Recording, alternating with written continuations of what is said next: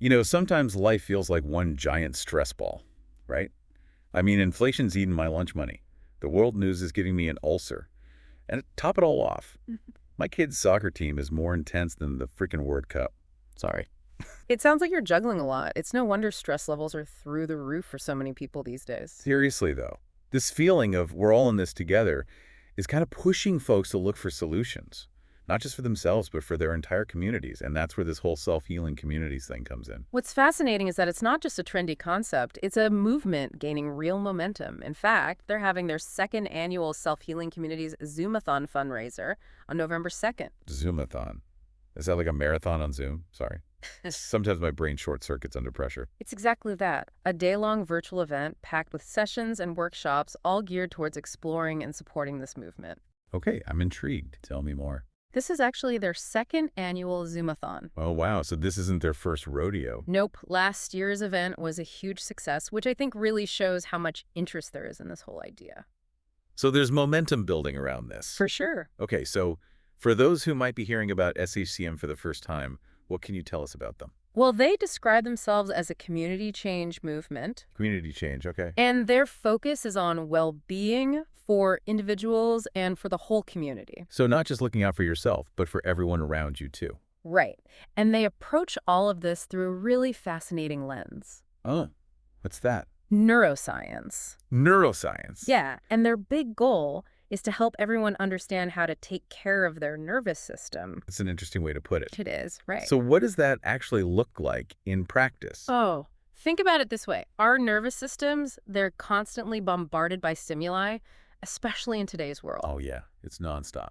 Right. So caring for our nervous system means we need to understand how our brains and bodies react to stress. I see. So learning how it all works. And then learning techniques, tools that we can use to regulate those reactions. So we're not just letting our stress run wild. Right, we're taking control. Right. And it also means creating environments that feel safe and connected, Makes sense. both internally, within ourselves, and also within our communities. So it's about both personal tools and a kind of community-wide culture shift. That's exactly it. And this is where the Zoom-a-thon comes in, I imagine. You got it.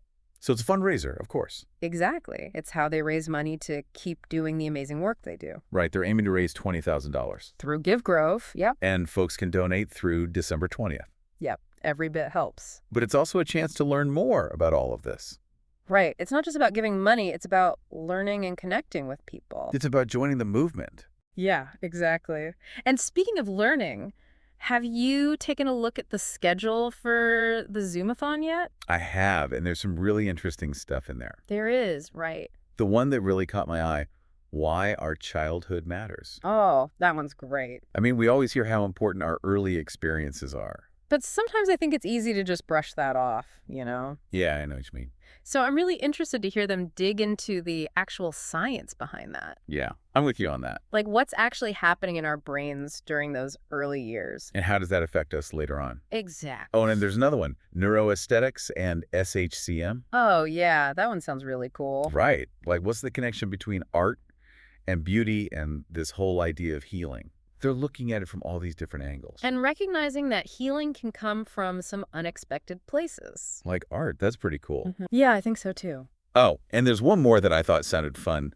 Family brain game time. Oh, yeah, that'll be a good one. It seems like a great way for families to learn about brain care together. In a fun way, not like a lecture or anything. Exactly, like a game. Which I think is so important, especially for kids. Makes it fun and engaging. Right, and of course they have a session called The Building of a Movement. Ah, yes. Can't forget about that one. Which I'm sure will dive into their concentric circle approach. Concentric circle, I like that. Yeah, it's about how resilience spreads. So it's like you start with yourself. Right, as an individual. Then it ripples outward to your family, your friends, your community. Exactly. And eventually, who knows, maybe the whole world. It's really inspiring to see how they're not just tackling a local issue, but they're creating this potential model for a better future. Right. And that's why I think these events are so important. Oh, I totally agree. What if we could all play a role in building a self-healing community? Interesting. Right here, where we live. What would that look like for you? How would that change things for you, for your family, for your friends? That's something for everyone to think about.